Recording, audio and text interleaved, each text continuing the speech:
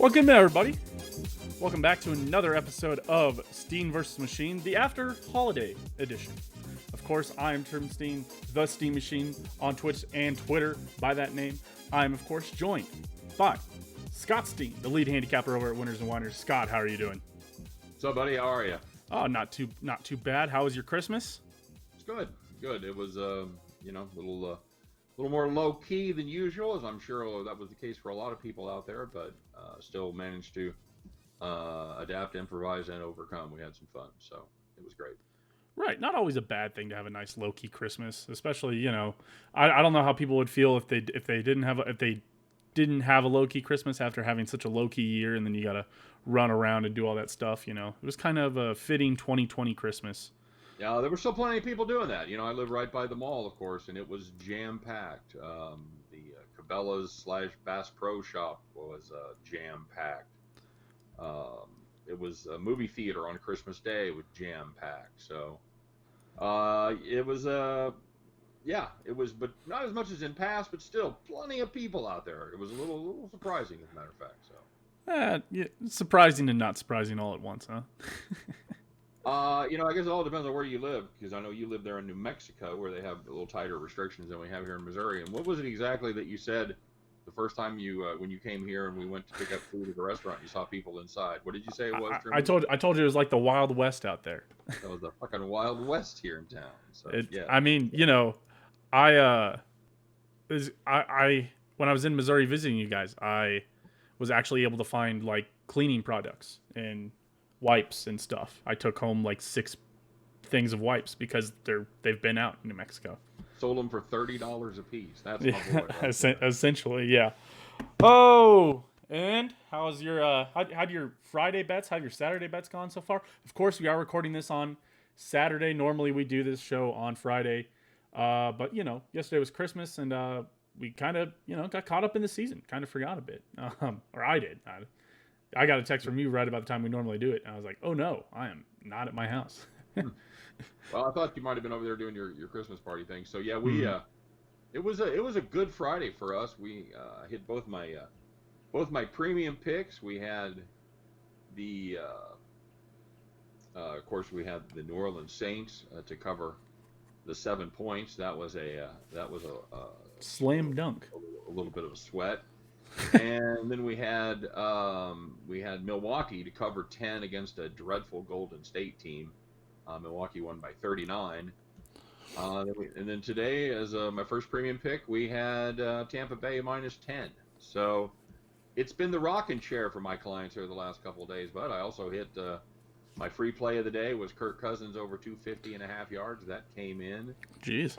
So yeah, it was a good Friday, and that's kind of unusual because Fridays haven't been our best days, so we're happy to be saying goodbye to ending 2020 with a bang and heading on to 2021. So yeah, it's a good day. Now I'm not in full NBA mode yet. I don't know if I ever really get into NBA mode much personally. I'm more of an NHL guy. NHL season January 16th, I believe, or 14th. I believe it's the 14th. I think the Islanders might play the Rangers on the 16th. One of those, but. Why is Golden State so bad? Is Klay Thompson really that important? Everybody's either hurt or moved on. Steph played. Plus, Curry is shooting terribly. It was 2 for 10 from 3-point land last night. He was 3 for 10 the time before. So he ain't getting much help, and he ain't helping himself much. That's just that's a dreadful team. Of course, Green has moved on, and. Durant's moved on, and of course Klay is hurt again for the entire season. So it's he just doesn't have that cast of surrounding characters, and it's beautiful because since Curry's back, the Warriors have been dramatically overvalued so far in the market. So well, I mean, Draymond Green is still on the Warriors. That's what they say. Yes, he just hasn't. They just haven't moved. They just haven't played him for whatever reason. Yeah, he just when he's played, he hasn't played well. Maybe he'll round into form eventually, but so far he's been a complete no-show. So yeah, and somebody in the chat points out that they just double up on Curry, and why wouldn't you? But yeah, yeah, they don't really have to worry about much else. So But anyway, tune in for our basketball show, the round man versus the round ball coming up in all right. except Well, we'll be doing that every day. So yeah, we're picking our best 5 NBA games every day. So stay tuned for that as I put a gun in my mouth after week 1. oh my gosh, Um, I don't know if I I'm can. not a big NBA guy either. I will take advantage, and of course I'll tune into it and turn our attention to it as football Right. gradually dwindles. But I look for shots to take every once in a while here earlier in the season. But yeah, my concentration is still on football. Yeah, I mean, 70% of the betting in the U.S. is on football, so that's why. I Yeah. mean, it's a little easier to focus. And Well, it's obviously it's my moneymaker, as you can tell from our records here. That I think I've made well over $6 doing this. So all right. Let's talk. Let's talk previous weeks. You had a pretty good week. You went 3-1-1. You had the Bills -5.5. That hit, of course. They stomped Denver. Dolphins -1.5. They won by 10 against New England there. yep. Ravens -13 over Jacksonville. I think they won by 20 plus, right? Ravens really shaping into form here. Yeah. You had the Saints +3. They got that to a push. Kansas City never going to win by more than one score for whatever reason, and which we'll talk about this week. Fun fact. New York Giants +6.5 over Cleveland did not cash. Sadly, they lost by I think 10 or so. Right? Correct? Or it was like 18. Oh, 14. They lost 20-6. Yeah. Yeah. It was ugly. So yeah, just a bad game. What was it? Freddie Kitchens was calling plays for the Giants because Jason Garrett was testing Yeah. positive or something. Exactly. So It was the Freddie Kitchens revenge game. yeah, and and Browns fans went, oh, that's that offense we recognize. Uh, I went with you with the Bills -5.5. That was my only win of the day. Cashed pretty easily as they took it to the Denver Broncos. I had the Cardinals -7. Did not get there. Or no, sorry, they pushed against Philadelphia. I had the Vikings -3 against Chicago. That was never close. 49ers -3 over Dallas. They, just could not figure it out. Kind of fell apart there at the end. I believe they lost by 8 or 7. I don't remember the number off the top of my head. The Colts -7. I had that as a that was the one I picked on the show at -7. That was a push. I bet in real life at -7.5, and of course they win by 7. So one of those years. You've got me as much as I hate to mess up your math, and I thought this was the case too. But let me make sure. Let me make sure that's right. Or did you have Saints -2.5? Okay. Or no? No, I had something else. I thought the Dolphins lost last week. I forgot they covered late. Yeah. All right. All right. Yeah. So you had the week with the 2 pushes. That's just unbelievable. Usually I went all season, just to give you an idea, Truman. I went all last season on my premium picks, no pushes. Yeah. Not one. So to have 2 in the same week when you're doing just 5 picks is pretty unusual. Right. Yeah. Doubled up my pushes for the year until, for 14 weeks of the NFL season, I had 2 pushes. In 1 week, I also had 2 pushes. So very interesting. I was at -115, brings me to 1, 2, and 2. Gosh, my fall back to reality here has hit me hard. You almost had it. You almost had it. Oh, gotta be faster than that. Yeah, I'm now at -730. Need a few good weeks here. What were you before? I was What were you before? I was -615. Oh, I think you said you were -115. Never mind. Sorry. No, I was -115 for the week. For the week. Yes, now I'm at -730. Okay. All right. I had gotten close to I was under 100. I was like -80, and then now we've fallen pretty hard these last few weeks. Right. I went 33-40. I'm at 33-40-4 for the season. It's all right. You, of course, are you had a net positive week of +189, 3-1-1. That brings you back to positive. You're at plus 166. Woohoo! 40, 35, and 2. This professional handicapper might be a whole career for you, huh? Yes. You too can make $166 over the course of 14 weeks. Sign right up. 15 weeks. Sign right up. In reality, Truman, if you're making a tenth of a unit a week, that's not a horrible thing. No, You know, it's just absolutely not. you obviously want to be you want to be a little higher than that. Obviously, I'd like my ROI to be somewhere north of 5%, but there's been a lot of weirdness this year, and as it sits, I'm not unhappy to be at plus money after 15 weeks. It's been a weird, tough year. Yeah. But the show must go on, as they say. I believe I'm the loser, so I'll walk. Walk it off, boy. So let's get into these week 16 picks. Yeah. All right. So for my first pick of the week, I think we're coming back to this well again. I have the Chargers -3 at -110 versus Denver. This is a bad Denver team.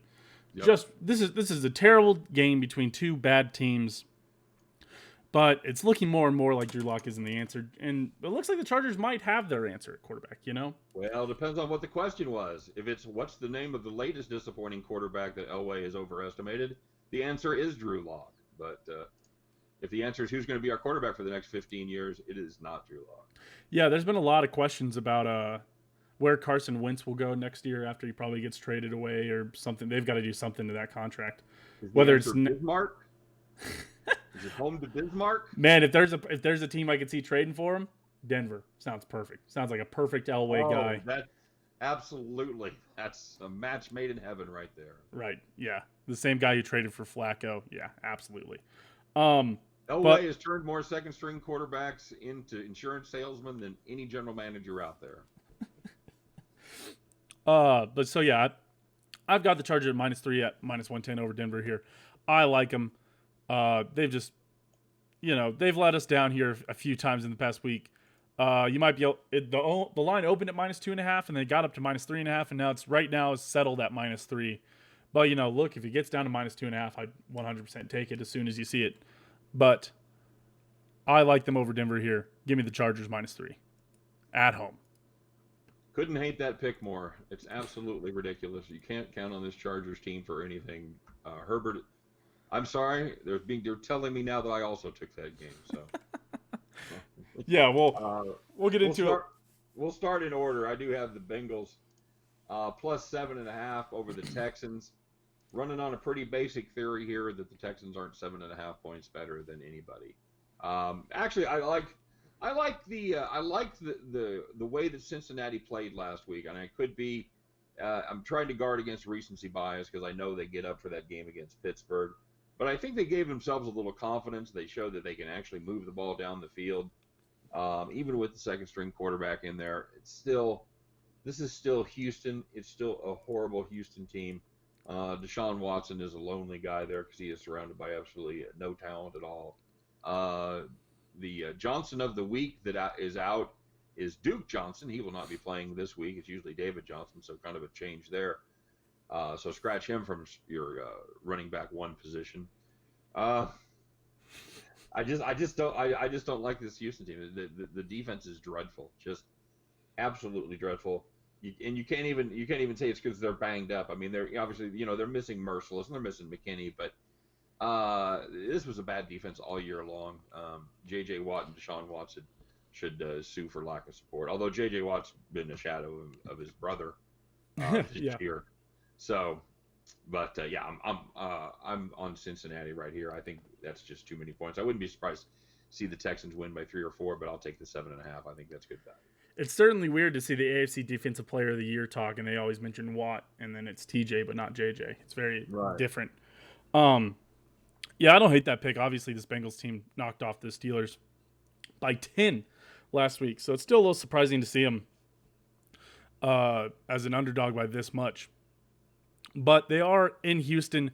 But on the bright side, as bad as Cincinnati's been, 3-10-1 straight up, they are 8-6 against the spread, while this Houston team is only 5-9 while being 4-10. So Houston's about right where Vegas likes them, or right where Vegas thinks they are. But Bengals might be a little better than Vegas thinks they are at times. So yeah, I like this matchup here for the Bengals over the Houston Texans. All right. Moving on to my second pick of the week. I like the Cowboys. I like the Cowboys money line here. They get to face Philadelphia. at home, this is a weird line. Philadelphia opened as a 1-point underdog and has since moved to a 3-point favorite. I'm not sure why. I'm not sure there's many reasons why. Andy Dalton looks to play. I looked for key injuries. Maybe Fletcher Cox might play. Maybe that's the big difference that everybody's expecting here. But Deshaun Watson's going to play, bud. In the Cowboys Philadelphia game, Yeah, I'm not Deshaun, Deshaun Watson. Jalen Hurts. No, the wide receiver for. Oh, Deshaun Jackson. Deshaun Jackson, thank you. For me personally, I don't think Deshaun Jackson moves the needle. That moves the needle 4 points for me is a better. But no. I think this line was right when it opened. I think Cowboys -1. I think feels like about where it should be right now. Philadelphia, I guess, did beat the Saints, but the Cowboys have also rounded into shape, especially with Andy Dalton, and Andy Dalton's got that little bit of security, so who knows how he's going to play. But again, I'm not a big narrative guy, but I am a big numbers guy, and I think the spreadsheet liked the Cowboys by like 4 or so in this game. Yeah, by 4.2, and this line has moved to 3. I take the alternate line. Give me the Cowboys -3. I love it. Cowboys money line at +145. That's my second pick for the week at home against the Eagles. Yeah, I think that game's a coin flip. Somebody's giving you +145 on a coin flip, and you take that every day. Yeah. So yeah, I'm good with that. Although I hate that. I wouldn't touch that. I wouldn't touch that game for anything. But yeah, NFC East, I know. But yeah, I get it. I mean, it's from a math standpoint. If you think a game's 50-50 and you're getting plus value, you got to play that. So yeah. All right. Next up, it could be oversimplifying things here. Two teams with sketchy defenses that like to throw the ball. Yeah. And I think this is good value. I'm surprised this number isn't higher. I mean, I know the Chiefs haven't exactly been an over machine, but they do still have all the talent, and the Atlanta defense has been playing better. There's no question about it since Dan Quinn's been gone. The defense has stepped up their game. I think the Chiefs offense can still do what they want against this team. I like the over 53. I don't hate it there. First team in history, by the way, to win 6 straight games by 1 score or less. Yeah. So you're gonna love my pick here in a second. But yeah, this is again an Atlanta team that just hasn't been very good this year. Has allowed a lot of points. It'll be tough. It'll be interesting because, like you said, Kansas City has been an over machine. They just haven't been, beating up teams. But honestly, keeping teams close kind of help the over sometimes also. As long as your offense is also doing their job, as long as your defense is just failing, which is kind of what the Chiefs have been doing a lot.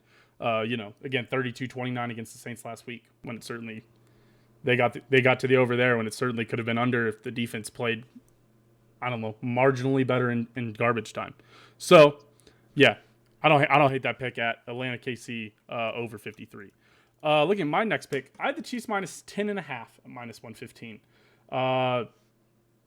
Again, this is a Chiefs team, like we said, is you said it was the first NFL team ever, or just to first win NFL team in history to win 6 straight games by a score or less. Yeah, 6 straight games by 1 score or less. At the end of the day, it is history because it doesn't happen very often, and I don't expect that trend to continue, especially with a Chiefs team that can lock up the 1 seed, earn themselves an extra bye week on top of their bye week that they already have next. So I like them to lock up the Atlanta Falcons this week and kind of throttle them here and just show them, this is a home game for Kansas City. They get to come back after being on the road for, they've already played their 8 road games. They get to come home for the end of the season, get ready for the playoffs. I like them in a tune-up here. Maybe the last one we see the starters play. I'd like to see them kind of break the book here a bit. I like Kansas City -10.5 over Atlanta Falcons here. All right, yeah, that would be that'd be a beautiful thing to win this game and lock up the number 1 seed, and you could basically rest your guys for 2 straight weeks. That would be, I think rest for this time of year that'd be a beautiful thing. Yep.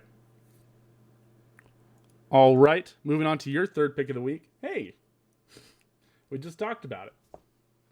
Yeah. For all the reasons you said, this is a Denver team that can't be depended upon.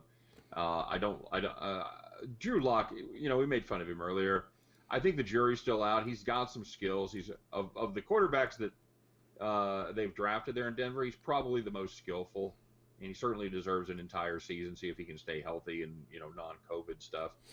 So, but the thing about Denver is their defense has just been absolutely dreadful lately. It's a unit that looked like they could step up a little bit earlier in the season, but that has gone by the wayside, and they're just playing out the string at this point. Chargers going to be without Bosa. I don't really care. It's they've got plenty of offense on that team. I'll take Chargers cover the 3. Nice. Looking at my fourth pick of the week, I have the Ravens -10 at home versus New York Giants. Again, this is a Giants team that's starting to fade back into kind of what they were there. They got to compete for the division for a little bit. It was a little fun, but they've been struggling a bit. There's questions whether or not Daniel Jones will play, if it will be Colt McCoy. It looks like Daniel Jones is back on track to play this week, but I like the Ravens -10 here. I think this Ravens team's really shaping up in the time that they want to. Like last year, where they were kind of fading down the stretch, they got to rest, then they got knocked off by the Titans. It's the reverse. They're kind of shaping into form here. Lamar's looking like Lamar. They're fighting for a playoff spot. I think the Ravens are technically out right now. They're the team on the outside looking in currently. Yeah. It's got to be them or it's between them, Miami, and oh man, who's that? Who's the other team that's right there? Well, the Raiders are on the outside looking in as well. The third one in. Put me on the spot, bud. It's Sorry. The third one in is going to be Indianapolis. Well, the Colts and Cleveland. Yeah, it's going to be. You're going to have probably 3 teams from that division make it, and then you've got the Colts also. The Colts or the Titans. They're both 10-4 right now. So yeah, it's going to be 1 from the West, 2 from the South, and 3 from the North right now, with the Dolphins on the outside looking in. Yeah. Well, then they're actually, I guess, Dolphins are tied, or they have the 3rd spot over the Ravens in the tiebreaker. So. Right. So yeah, I like. But all that to say, I do like how this Ravens team is shaping into form. I've got the Ravens at -10 at home versus New York Giants. That'll be my 4th pick for the week. Yeah, I don't hate that. All right, moving on to your 4th pick for the week. Yeah, the Rams team it's a very hard team to get a handle on, because they play like they look like they're the best team in the NFC one week, and then they lose to the Jets the next week. So, but I think at the end of the day, I think the Seahawks are the better team. This is obviously going to be a big game. Going to be played in Seattle before the packed stadium there, the 12th man. No, none of that's true. I just like I like this team. Seattle, the defense is actually coming together, and that's been the most impressive part for me. Since about 6 weeks ago, they've become a different unit. They're putting pressure on the passer, and I like them right here against the Rams in a big game. I think the Seahawks give themselves some separation. Give me the Seahawks pick 'em. Nice. I like it. To wrap it up, I've got a little bit of explanation here. So I have the Texans at -7, -115. Obviously, I gave you the Bengals at +7.5. This is a weird thing where BetOnline had the -7.5 for the Texans at like +105. It was odd. So I went and looked at my bookie, and they had them at -7 at -115. Okay. So I'm all for giving you the Bengals at +7.5. But just because of the weirdness that was going on with that line, I looked, and we had the Texans at -7 also. Oh, one of the things that we preach all the time is to shop your lines. So right, if you find a better line, then by all means feel free to use it. Although if you're looking at +105 and -115, it's not all that much different. You probably could have bought that half point anyway for very close to that. Probably right. -125. But again, this will be an interesting game. We'll see what the letdown is for the Cincinnati Bengals. Obviously, I already heaped praise onto the Bengals when we talked about yours. But I trust that we're going to kind of come back to the norm here. I don't see the Bengals continuing on with what they've done. The spreadsheet had Texans by, I think, like -8.5 or so, which is about, about right where I would have expected this line, honestly, probably before last week. So the Texans at -7 really isn't an awful pick for me. I like it a lot. It'll be very interesting. Also, this pick wasn't going to make the show, but it was going to make it. This pick would have made it on there instead of this Texans pick. But I had the Cleveland line, but of course the Cleveland Browns have their flight got canceled to New York to New York to face the Jets because there's been wide receivers that have been tested for contact tracing and stuff like that, and due to COVID. So we'll see how that plays out throughout the week. Somebody linked in the chat said, per Adam Schefter, a group of Browns wide receivers deemed high risk for Sunday's game. Browns maybe without some wide receivers and tight ends for tomorrow's game, if you're thinking about betting that Cleveland Jets game at all. But all that to say, Texans -7 is my final pick. I would have loved the Cleveland there, but without whatever's going on there with the Browns and the wide receivers. Any receivers. Yeah, I had to take it off. That would definitely be a handicap without any receivers. Right. It sounds like the way they ought to be playing the Jets. So. Well, and the lines weren't on any of the books anyways because you can't bet. They took them off while they figure out who's going to play and who's not going to play there. Right. Makes total sense. All right. So final pick of the week again: Texans -7 at home versus Cincy. We'll see. We'll see how it plays out there. It feels like we haven't been like this in a while, where we've been on opposite sides of bets in a minute. No, I was thinking the same thing. And yeah, we do nothing in advance as far as knowing each other's picks. So no. There's no hinkiness going on. No. Alrighty. So your final pick of the week? Bills -7.5, man. I'm heavy on this Bills team. I think this is the team that's playing the best football in the NFL right now. They are stoked. They are going to win that division for the first time in 25 years.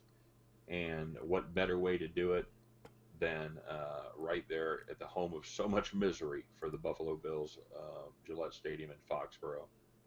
The New England offense is still dreadful. The defense is good, but the problem is they spend way too long on the field because the offense can't move the ball. I got to play the Bills here, 7.5. I'm going to keep an eye on that. It's +110 right now. Hopefully, we could get that number down in the 6.5 range. But anything less than 7.5, I'm going to jump on. Right, we've got it -7.5 at +110. So again, another opportunity to probably buy down that line.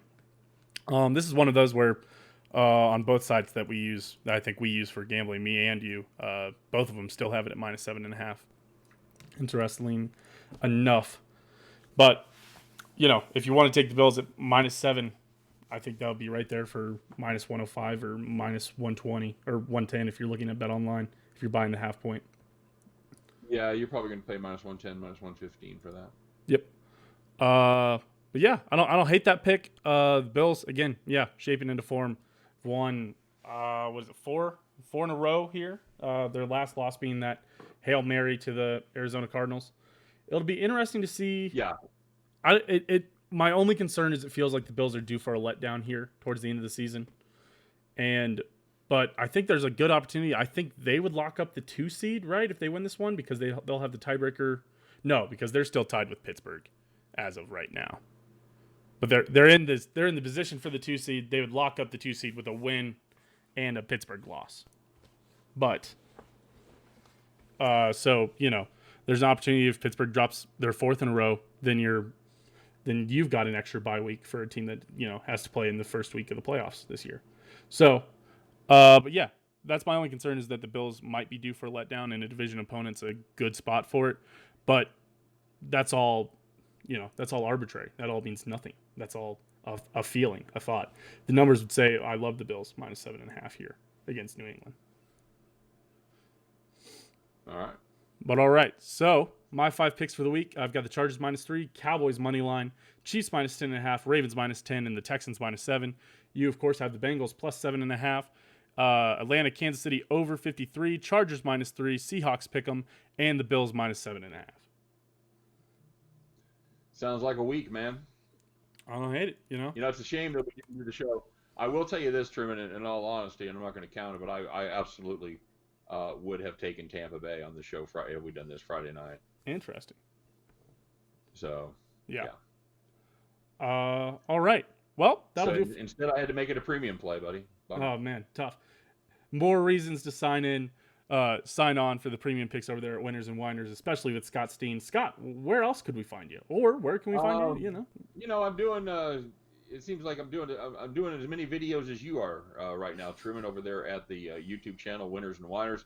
I'm doing a video for every single bowl game where I give you my a pick on that. I was going to say my best plays are reserved for my premium service, and you can get signed up for that at winnersandwiners.com, or look for the link in any of my videos and get yourself signed up for our various packages and deals that we got going on right now. And you can always catch me on Twitter at SteehNRoller. Nice. Sounds good. Of course, Winners and Winers just hit 10,000 subs on YouTube. Congratulations. Thank you very much, man. Yeah, it was a big week for us. We started about 2 months and 2 years ago, and we started with probably less than 200 subscribers. So, yeah, we're all pretty proud of that over there at Winners and Winers with our 10,000 subs. And you're cruising. We're not like Justin Bieber or anything, but, you know, we're slow and steady, baby. You're almost up to, and you're about halfway to 11,000 now. So soon I'll be looking. I'll be looking for that plaque that'll be on your wall behind you, the nice silver play button that you get for 100K subscribers. So we're looking forward to it. Again, congrats. Thanks, man. Of course, I've been Truman Steehn the Machine. You can find me at twitch.tv/SteehMachine or twitter.com/SteehMachine. If you're looking for just betting stuff, I put out a noon parlay on CG Sports RWTM on Twitter. Or if you want all my picks, I do these and then plus some other ones, all from the spreadsheet at www.rollingwiththemachine.com. Scott, I appreciate you being here. I appreciate you taking the time. Again, Merry Christmas, Happy Holidays. Let's hopefully we have a good week here. We can end 2020 off right. A bad year. Yeah. Maybe we can finish it off with a good NFL week, huh? We'll see what we can do. Man. Yeah. Alrighty. I will. Once again, thanks for having me on, buddy. I really appreciate it. Thanks everybody for tuning in, both now and later. And wish everybody the best of luck on every play this weekend. Right. And of course, if you're watching this on the YouTube, the STM network, like, comment, subscribe. I'd like to know what you guys are riding on. Like to know what we could change for the in the future here. But yeah. Scott, again, I appreciate you being here. We'll see you next week, everybody. All right, man. Take care, bud. Love you. All right. Love you too. Bye.